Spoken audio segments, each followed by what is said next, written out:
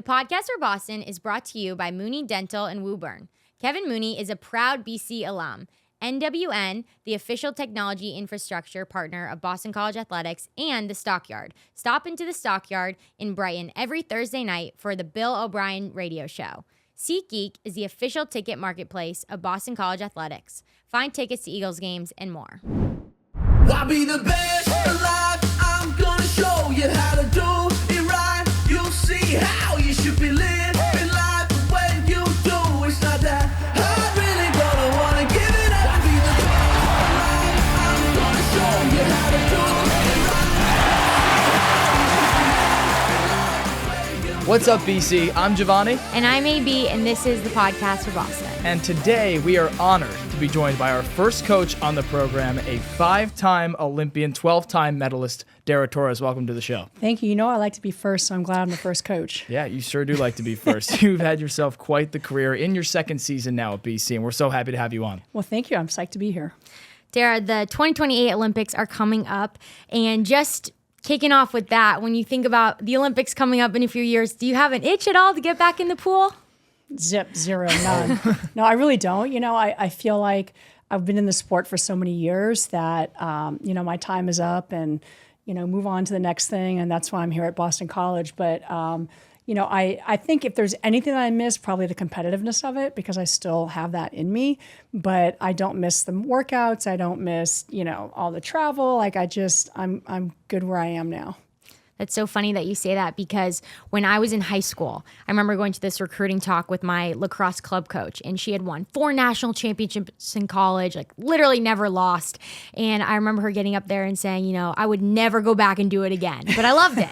Yeah. And it reminds me, and I didn't really understand that until I left sports as well, or, being an athlete as well. But I can totally understand, now the next part of your life. Exactly. Yeah. Absolutely. But you're here at Boston College, and that's most of where your focus is. Entering year 2, would you say that, or rather, let's go back to year 1 before we head to this year. What would you say? What was your experience like coaching athletes for the first time? So it was interesting. I came in here and I didn't know what to expect. I think the coaching aspect was fine. I think all the administrative work that I had to do. I mean, my boss was like, I really underestimated how little you knew about administrative work. And that was like week 3. I had an agent, so it was easy for me to just be handed something and be like, here you go, you're going to this place and you'll be there for a week or whatever. So it was a little bit different. Lots of platforms you have to learn on computers. So that was probably the hardest thing for me. We came into a team that had 56 kids and we didn't know anyone's names. I mean, literally, Bruno, who's my associate coach, and I and Chris were like I took screenshots of Instagram profiles. So when someone was in the pool, I could say, okay, that's Liza, that's, we're looking, but it took a while for us to get to know everyone. And also just kind of how they swam. And if you think about it, when someone comes for their first year to college in a sport, they've been coached probably by the same coach in club for a long time or in high school. And so you're kind of getting a new swimmer. So for us, not only getting the new swimmer, but also having to know who everyone is and how everyone ticks. And, it was a lot, but I would never take it back. And I had a wonderful time my first year. That's so funny you say that about just the Instagram profile pictures, because Totally. when they have a swim cap on and goggles, you probably don't even recognize them at all. I mean, it was rough. It was definitely rough, but it's a whole new year and a new group. We have about 20 new kids in. One's a grad student, one is a transfer from ASU, and the rest are all freshmen. So it's almost half the team we have that are new. So it's kind of fun. The energy is incredible. It's a lot different energy than last year. Just the vibe, like people want to swim fast. They want to train hard. They will race against each other. It's so much fun, and the team culture is incredible. So I'm really proud of this team so far. I have to ask, with the new transfers coming in, are you resorting back to Instagram to learn the names, or is it a different process this time? I only had one, so that was good. All right. But she came for a visit, so I got to know her, Caitlin McMorrow. But and that's a whole different world too, like having to go to do the recruiting and what the rules are. And, then you have the transfer portal, and then you have NIL, and you got this and that. And it's just like, it's crazy. But again, learning the ropes slowly, it's a process, and patience is not a virtue for me, so I have to start making it a virtue and have more patience, and just know that we're in the rebuilding stages, and it'll probably take a few years to rebuild this program. I'm curious just about your initial reactions and impressions of Boston College, the school, right? Because there's so much to BC, and I know you're, locked in on the swim team and the dive team, but really, what were your initial impressions of BC? Well, I had lived here for 6 years from 2012 to 2018. I'd never been to BC. Like I'd seen BU, but I'd never seen BC. So the first time I saw it was when I came for an interview. And I just thought, this is definitely one of the most beautiful campuses in the country. Like it blew me away. Like the beautiful buildings, you kind of have like the Harry Potter type, like stone on the outside and just the greens and the foliage. It's just like everything. It's so beautiful. And then it just, for me, like even though the school has a little under 10,000 undergrad, it feels kind of small, medium, but it's not so big where you feel like where am I? I'm lost. Who are all these people? But it's not so small where you know everyone's business. And so it really feels like a family, and I love that feeling. What were some of the ways that you were welcomed into that family right when you got here? Well, the first thing I had asked my boss, Reggie Terry, was, okay, so what do you want me to do? And he's like, you need to get a schedule. You need to figure out who you're going to swim against. You need to do this. And I was like, oh. So it was a really quick, like, hey, yes, you're hired. Okay, this is what you have to do type welcome. But, I've had so many people come up to me and just say, it's so great to have you here. And I love when people come and talk to me like that. I don't want people to ever feel intimidated. Like they can always come chat with me. And I feel like people are getting more comfortable the more I'm on campus to come chat with me and find out about the swim team. And sort of, they always ask, why did I take this job? And, I get a lot of questions, but, I just love how people just like to engage here. You talk about the learning curve with just the administrative stuff and probably even equipment and scheduling. Oh, yeah. But you also oversee not just the swim team, but the dive team, and you also have a co-ed team, right? Yes. What are the challenges, and how do you really navigate that? Well, first of all, I love a co-ed team. I think it's probably more beneficial for the women than the men because as a female swimmer, you want to keep up with the guys and you want to try to challenge them, and they'll get upset if you're beating them, which I have a couple girls that beat some of the guys. And I just think it's challenging for the girls, and I think that's a plus for them. I've always been on co-ed teams, except for maybe 1 year of my entire career. So navigating that is easy for me. I grew up with 4 older brothers, so the guys are a piece of cake. And I think I can relate to both, sides and stuff, but it has a lot of cohesiveness, and I love that the girls sometimes will go do something, the guys will do something, but they always do things together too. And I love that about this team, and I love the team spirit, and we just had our captains nominated, and they're doing an excellent job being there for the kids and guiding them, and even our seniors are incredible.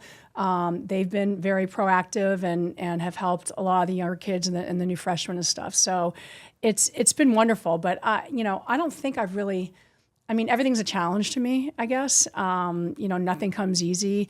Nothing's like yes right away. And so I'm just, always trying to fight for my kids and get them the best. I think co-ed does create that unique opportunity of having a community, yes, in the pool and outside of it in practice, but also on campus, just seeing each other and making a greater group of friends. We talked to the track team and the women's and men's soccer team, and they say that cohesion helps them. Do you find that having a bigger group helps them in the pool? I think it does, because they push each other, No one wants to lose, and you can see it, from both the men's and the women's side, and they train harder. They're definitely in so much better shape right now than they were at this time last year, and it's wonderful to see. We have our first meet against Duke in the end of September, so in like a week and a half, or actually a week from tomorrow. I think everyone's kind of gearing towards that, and they kind of knew, okay, we're picking a travel team. You guys better be in shape, when you come back in. But one of the things that we were just talking about, like the cohesiveness and stuff, and the thing I love about Boston College is they don't put just the athletes in the athletes dorms.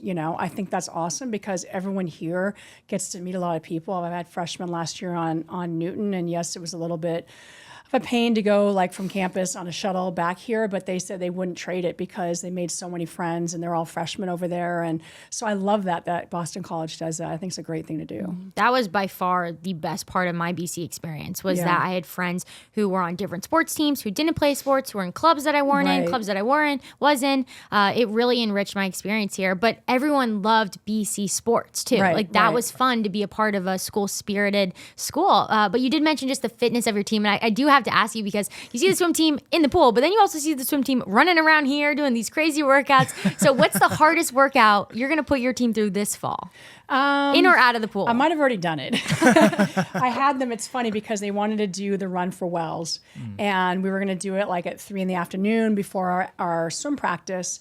And I called over to operations like, hey, can we use a stadium? They're like, sorry, like you can't, but you can, in the morning, the ROTC is there if you want to do that. And I'm like, yes, oh my God, the guys they're going to be so intimidated by my team. And so I met up with the ROTC guy and we were out there. They were all running with the Army kids. So it was great. It was a lot of fun, a lot of camaraderie, a lot of cheering each other on and definitely doing it for a great cause. Absolutely. Do you have a favorite memory from your first year as head coach? Let's see. I mean, I have a lot. I mean, the kids here, they had a rough year before that. And, the seniors are 19 seniors. And I think the biggest thing that helped me was they helped me. They helped guide me with certain things. I didn't know a lot of the tradition. I didn't know basically any of the traditions here that took place. Like they didn't tell me what to do, but they guided me on things that they had done in the past that I wouldn't have known about. Like, I'm just like, let's just work out, let's do this. But, I think I give a lot of credit to them for helping me and my coaching staff. No one had ever coached college before. So it was a great thing that they helped guide us. When you think to just your athletes, and you can really tell your genuine love for your swimmers just in this conversation, not everyone is going to go swim professionally, right? Like it might end here at Boston College, but they're going to have a next endeavor. What do you hope that your swimmers take from their swim experience and their athletic career into their maybe real world jobs or next endeavors? Well, you being an athlete, you probably know this, but you learn about hard work, sacrifice, dedication, time management. All of that transfers over to other parts of your life. And I think just being an athlete in general is an incredible experience to be able to move on to the next chapter in your life. But it's funny because in my interview, I got asked, well, if there was one word to describe, what your kids would want to learn coming out of your team, what would it be? And I said confidence. Like you need that confidence to be able to move on to the next chapter in your life. And not everyone's going to swim past college. Some may, but if they come out of my program and they feel great about having been in my program and learn confidence and feel great about themselves, that they can move on to the next chapter in life. Because it's not easy. I mean, like if you're in sports for a long period of time, that's all you know. So how do you get to that next chapter? You have to be confident with that. And I've heard you say you're really competitive. And obviously after the career you've had, coming with all those years of swimming, you've probably built up confidence that's helped you in other places. You've also had a wide variety of roles. What would you say would be your best advice to someone making a transition out of the sport into one of the many roles that you've had per se? Well, I think one of the great things that Boston College has is their alumni. And I think, for us, we have alumni that reach out and help guide them towards internships and towards jobs. And I think, to have that kind of network of people to help the kids, not just in swimming, like in all the sports and even, I guess you call them NARPs. Is that what you call them? NARPs? I would be considered a NARP, by that definition. Yeah. You can say what it is. Non-athlete, awesome people. Thank you. Thank you, AB. Thank you. Come on. Put some respect on the name. Yeah, exactly. So I'm just learning. I mean, sometimes these kids throw these terms at me and I have no idea what they're talking about. Like, oh, that's drip. I'm like, what's dripping? Hey, if we did do a full body shot, Dara's got some sick outfits. Drip. The Look belt. at that. Voila. Wow. And the New Balances. We can't forget the New Balances. That's right. Love them. My kids tease me when I walk on deck. They want to see what kind of belts I have and what kind of watches I have. And, yeah. Okay. So, Anyway, where were we? We were talking about? Oh, no, just the confidence. And Yes. I do want to elaborate on that and ask you a little bit more, maybe about your personal experience, because you've done so many things just in your professional career, right? Swimming, author, speaker, broadcaster, model, like all the things, right? And so those are also hard, transitions, as cool as they might seem. How did you take that confidence into each next thing that you did? I can't say that I had confidence going into each thing, but if you go in with a positive attitude, you will get there at some point, everything's new. Like when I came here, I was like, oh my God, like how do I even do a schedule? Like, and I was told I have to cold call coaches and I'm like, oh, so it's a learning process and you just have to have patience. And I think that's how I was able to go on to like each role because I was never confident going into any of them. And the only confidence I had really was swimming. That was like my thing. It was easy. I trained hard and, I got results, but, it wasn't so easy in some of the other things. So I think you just have to have patience and believe in yourself and believe in the person who's helping you. And that's kind of what I tell my kids too, is like, you have to believe in the story. You have to believe in what we have for you or you're not going to swim well. And AB, I'm sure you could speak to this too, but you bring up a great point that a lot of times athletes, when they transition to the next chapter, they treat it like they're playing their sport because that, like you said, that's all that they know. You swam at Florida on the many things that you did. Is there anything that was transformational maybe about your college days that you're bringing to this role now?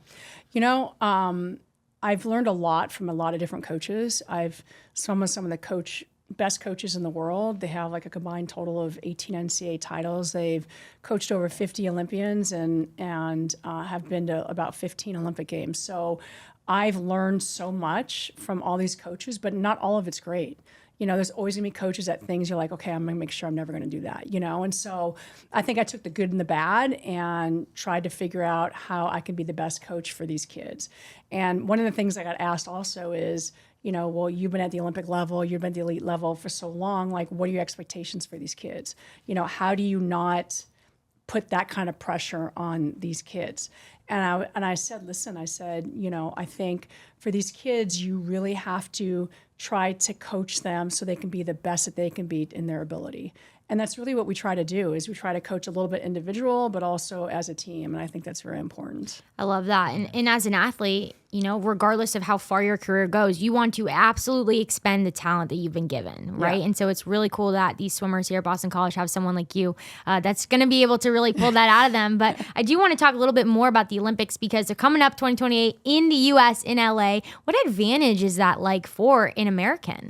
So my first Olympics was in 84 in Los Angeles. So I loved it. At first you're like, oh, I wanted to go somewhere really nice, and I'm a 17-year-old kid and just finished my junior year in high school. And so, but being in LA, like for having the hometown crowd, no matter, even if you're not from LA, just representing the United States is just kind of a surreal experience. And I always think there's something to a home court advantage, per se, or a home city advantage or a home country advantage, I should say, for our athletes. So I think it's going to be an unbelievable experience. I think the LA 2028 committee is doing an incredible job so far and getting all the facilities locked down and just working away. So it's going to be a lot of fun. The thing you didn't mention about that 84 Olympics is that you won the gold in the relay there. Woo. And so I don't really talk about myself like that. So. Well, we will. That's why we're here. We're gonna talk about you like that. What's your outside of that maybe? What's your favorite memory from that Olympics? Can it be superficial? Oh, sure. Yeah. Whatever you want. Obviously, winning a gold medal, yes, Yeah. and you learn a lot from your experiences when you go through that, especially the different phases in my life where I won medals. But Levi's was a sponsor, and they gave us velour sweats, which was crazy in the summer in Los Angeles. But if you won a gold medal, they gave you 5-in-1 jeans with gold buttons on it. Wow. No way. I thought that was like really cool. Yeah, that was cool. I don't even know where they are now, but you got to find those. no. Those are like, I know. Those are on Like, trend to the max real right gold now. buttons. And then the other thing Wow. we did is, being a 17-year-old kind of punk kid bouncing off the walls, to be invited to go like on a ticker tape parade in New York and go to Dallas and DC and meet the president, and like all that stuff was just like crazy as a 17-year-old kid. So I'd have to say, just like, it didn't really affect me much after that, but when you're that young and you meet the president of the United States and you go to all these functions and you have gold on your pants and like, it's just, it's crazy. And I'll never forget that stuff, Some people So go that's their whole kinda life without meeting the superficial. president. That's insane. That is It's Ronald insane. Reagan. Oh, Wow. yeah. Yeah. Yeah. You want to hear a funny story? I do. Yes. Okay, so at the beginning, right before we went to opening ceremonies, like the night before, 2 nights before, we're in the Olympic Village, and he came to speak to all the U.S. Olympians. And we had already picked our captains at that point. And so all the captains from each sport got to stand on the stage with him, and then we were all like down below. Remember, I'm like young, innocent, green, whatever. And he gave a talk, and I'm thinking to myself, that's not fair that they get to see him and we don't, And so he kind of, when he was done with the speech, like would come up to the edge and be like, hi. And I'm like, I'm jumping up there. So I jumped up, and all of a sudden these guys are like this. I'm like, what are they doing? I didn't know about like Secret Service a lot back then and stuff. And I handed my friend a Polaroid camera. I got a picture taken with Ronald Reagan on a Polaroid camera. And then everyone started to go up, and they had to like rush him out. And I was like, I got my picture. You got it done. I got it done. Let's Did get go. the photo. Yeah, I got the photo. So That is incredible. I'm curious, do you, with the Olympics and USA Swim, do you do any mentorship, or will you talk to any of those athletes before they compete? Yeah, if they want it, like there's a fine line with, we have some kids that might get really, really nervous before they swim, and I want to try to guide them and help them. But a lot of people don't want to be like, I don't know what you were like when you competed, but they don't want an outside noise or someone or the coach telling them what to do. Like, I think they just want to get up and swim. So for my team in particular, like I might give a little pep talk like at our dinner the night before or something like that. But for the most part, like they've done this their whole life. And unless they need something, you kind of just leave them alone and let them get ready with how they get ready for the races. That almost reminds me of what you said earlier about your team here at BC, not adding that pressure and expectation, just kind of letting them do their thing. But at some level, with your prowess in your career, it feels like there's almost an onus to kind of put some of that into the coaching. I'm curious about how you balance that. I don't know. You don't want to tell them too much and say, well, in my experience, when I did this or when I did that, I think after a while they're like, oh God, here we go again. So I try not to put too much on them. And, I try to give them little tidbits here, especially when I'm on the deck coaching them when they're in the water. But I also don't want to like overdo it and make like, I know this and I know that. And, and it's hard. So you kind of have to find like a fine line or a balance that where they will listen and take it in. And I just kind of play it by ear and see who needs it. Cause I can tell like ahead of time who's going to be really nervous. I may go up to them, talk to them, try to get their mind off of the race.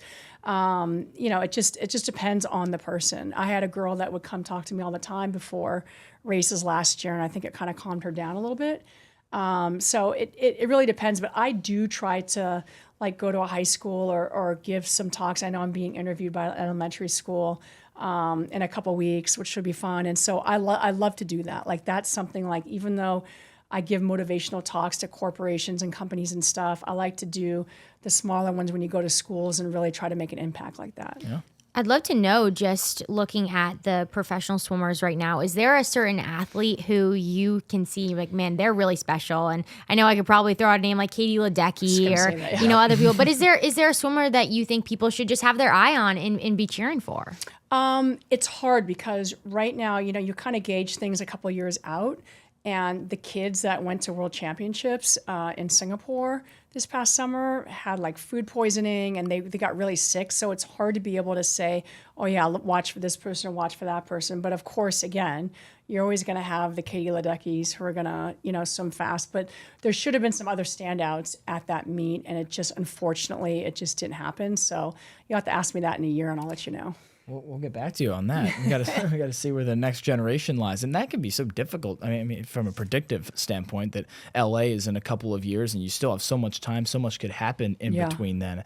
And for an Olympic sport like this, I feel like when we bring up Katie Ledecky, there's been a stretch of dominance in swimming. On the men's side, you got Michael Phelps. You've got what you did in your career. Ledecky certainly one of them. When you're competing against someone like that, I don't know if you competed against anybody that had a dominant stretch like that. What's the challenge of doing? I've always wondered what that's like. I think the challenge is convince yourself not to worry about what that person's doing.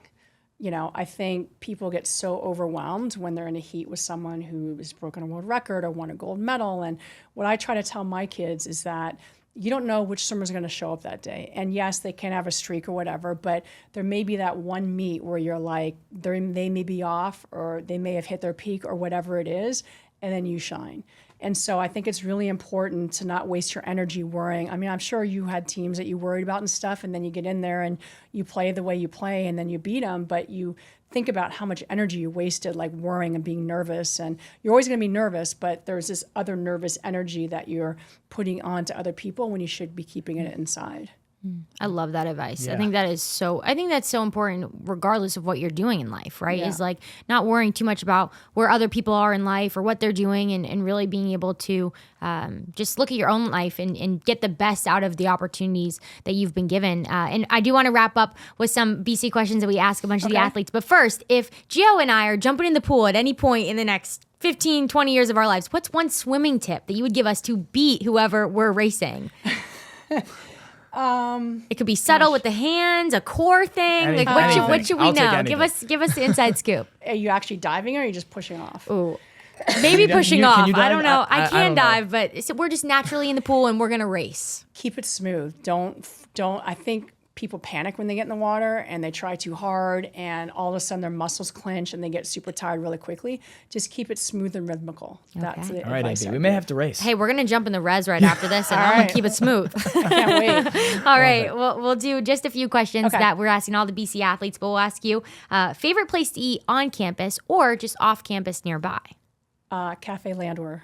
Oh, that's the Right. first time that's been said, and it's great. I love it. And what's your order? The lavender pancakes Okay. with a side of bacon, turkey Gonna have to bacon. try those next time. Oh my God, they're so good. And Wow. they have like whipped cream, and I don't like Nutella, but they have Nutella and then fruit, and it's just like, it's good. All right. Well, we got to write I gotta that write down. that for down. next I've never time. even heard that. That's where we take our recruits the morning that they leave. Smart. Well played. Do you have a spot on campus that you like? It can be anything. A spot to go read, a spot to go walk, to do anything at BC's campus. I actually love being in Fish. There's something about it when you walk in. It's just a spectacular building, and you have that indoor football field and the beautiful weight room, and there's just something that, I don't know, you get this kind of chill when you walk in. So I love coming into Fish. It is beautiful. And Yeah. your Field house, by the way, if you guys don't know what it is. your athletes are probably working out in They here, do. though. Yeah. They do. We're one of 3 sports, so I love it. Wow. Okay, last question. And usually we ask the athletes, hey, what does your coach always say? What's a phrase they always say? So what would you say that you tell your athletes all the time? Something inspirational or just something I tell them It all the could time? be anything. like a go-to, Don't talk while I'm talking. hey, Honestly, like seriously, they know now not to, because I make them do push-ups. I had 2 girls this morning doing 20 push-ups. The guys do 30. So Wow. it's hard. I had like 22 kids in my group this morning, and they weren't listening, and they didn't hear what I said. And so that's my new rule. I didn't have it last year, but this year it's push-ups if you're talking while one of the coaches is talking. Wow. And then the other thing is, we also, like, you have to have all your equipment out.